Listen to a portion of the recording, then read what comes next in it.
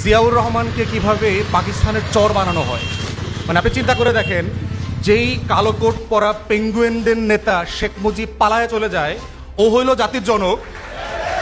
আর যে জীবনের ঝুঁকি নিয়ে নিজের কমান্ডারকে মাইরা বলতেছে যে আমি প্রতিবাদ করলাম, যুদ্ধ শুরু হলো, সে হইল পাকিস্তানের চর।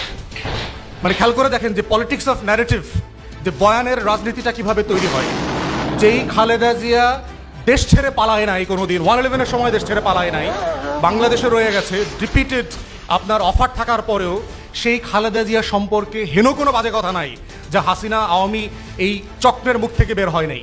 কিন্তু উল্টা দেখেন, যে পালায় না অথচ ওর গোষ্ঠী শুদ্ধ সবার পালানোর ইতিহাস আছে, ও বারবার পালায় কিন্তু আবার, কিন্তু ও হইলো আবার স্বাধীনতার পক্ষের চেতনার লোক আর কি। তাহলে যে পালায় নাই সে হইল আমাদের শত্রু, দেশের শত্রু। আর যে পালায় 111-এর সময় পালায়, সিস্টেম করে পালায়, আইসা আবার হইলো এয়ারপোর্টে 111-এর কুশীলবদের সাথে চক্রান্ত করে দেশ বেচা দেয়, ও হইলো স্বাধীনতার পক্ষের শক্তি। খেয়াল করে দেখছেন, এই চেতনার পলিটিক্সটা বুঝতে হবে তরুণ সহযোদ্ধাদেরকে। যদি আপনারা ফিউচারে বাংলাদেশপন্থী রাজনীতি করতে চান, যে ব্যানারে করেন, দিন শেষে আমাদের রাজনীতিটা হচ্ছে বাংলাদেশপন্থী রাজনীতি।